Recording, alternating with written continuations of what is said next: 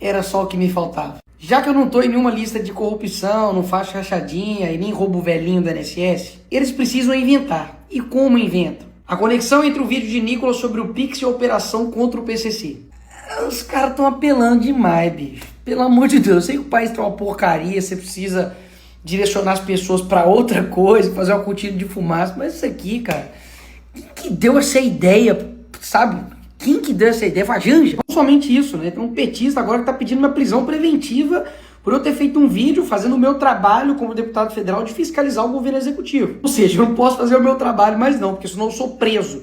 Tudo pela democracia, né? Mas vamos lá, porque esse vídeo aqui tá bom demais. Esse cara aqui é o secretário da Receita Federal, Robson Barreirinhas, que é um capacho do Haddad e que basicamente deveria ocupar um cargo técnico, mas foi uma indicação ali do Haddad e ele se comporta, obviamente, como um militante de DCE da Federal. Tenta entender alguma coisa que esse cara fala.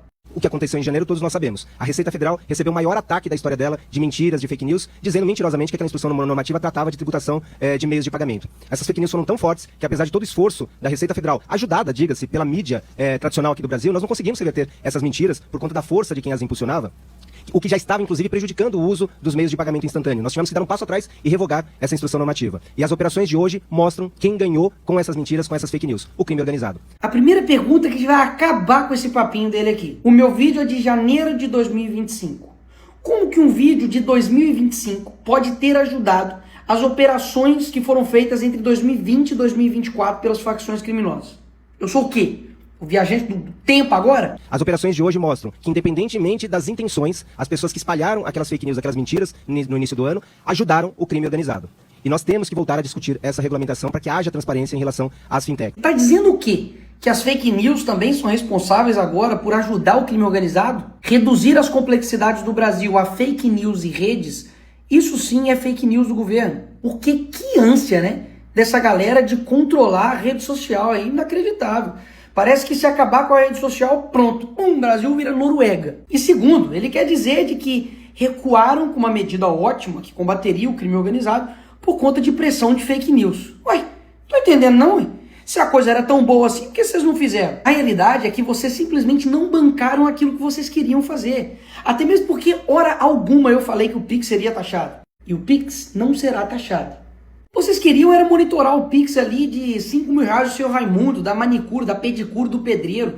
E agora, com uma operação que envolve 46 bilhões de reais, com diversas empresas na Faria Lima, de que isso teve alguma coisa a ver com o meu vídeo? Ah, me poupe, né? Quer dizer então que se eu não tivesse feito o vídeo, eles não teriam cometido crime. Que eles só passaram a lavar dinheiro depois do meu vídeo. Vocês não acham que é subestimar demais a inteligência da gente, não? Pô, a gente é petista, burro, não? E regulamentação pra quê? Você já mostrou que o Estado tem capacidade de fiscalização e controle para poder impedir esse tipo de crime. Que não era sobre Pix de R$5.000 não, tá, amigo? Foi movimentação de 46 bilhões de reais. E a culpa dessa máfia ter trabalhado, instaurado isso aqui no Brasil nessa magnitude, a culpa é minha, é do vídeo, e não de vocês que deixaram isso aqui acontecer? Uma curiosidade aqui para vocês, toda essa operação aqui que desmantelou esse esquema aqui de fraude bilionária, né? Começou com o GAECO em São Paulo, com o Ministério Público de São Paulo e a inteligência da Polícia Militar de São Paulo. O PT é tão salafrário de que esse daqui é o diretor-geral da PF. E aí o entrevistador pergunta para ele sobre a operação. Ele não sabe de nada. Presos de hoje, 6 presos. Quem são os presos de hoje?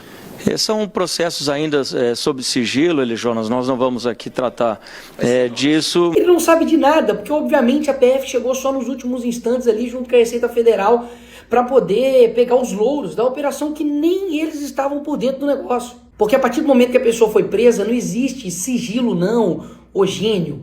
E só existe numa ditadura, você prender alguém e não falar quem foi, ué. Mas por que ele não sabe de nada? Porque ele não participou do inquérito, da operação, e basicamente estão falando aí como se eles estivessem lutando contra o crime organizado. Não é bem assim, né? Ou seja, a narrativa está montada. Eles vão ressuscitar a pauta e, quiçá, ressuscitar o que eles queriam fazer lá atrás, mas agora com a desculpa, com o pretexto de combate ao crime organizado. Crime organizado tem pelo menos aí 50 milhões de pessoas submetidas às regras das suas facções aqui no Brasil. E isso é culpa de quem agora, hein? Porque eu não fiz vídeo aqui sobre isso em 2002, quando o Lula assumiu o governo aqui nesse país, não. quando vazou uma conversa do tesoureiro do PCC falando que o PT tinha um diálogo com nós cabuloso, mano.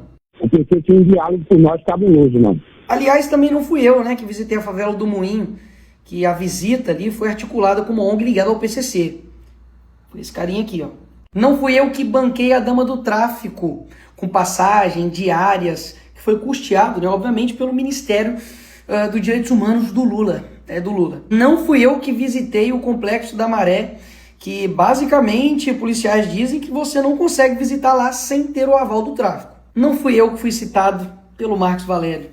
Foi o PT, que mostra ali uma suposta ligação entre os dois. E para mim, criminoso tem que se ferrar, e qualquer atitude para poder combater eles é válida, mas para o governo do PT não. Eles se recusam a colocar o PCC e o CV como terroristas. Meus amigos, na época da eleição ainda, o TSE mandou apagar as postagens que relacionava PT e PCC. Pois é, o que pode é só me associar a crime organizado, né? Aí pode, vai estar liberado, sem nenhum problema. Por que a todo tempo o PT está pedindo para derrubar as minhas redes, agora prisão preventiva, enfim, quer calar toda a oposição? Porque eles sabem que com a internet, essas mentiras, narrativas não colam, simplesmente não colam. Se eles conseguirem me calar, que sou deputado, que tenho, né, imunidade parlamentar, o que ele não vai fazer? Né, com você aí, que é pastor, padre, professor, um cidadão com opinião qualquer.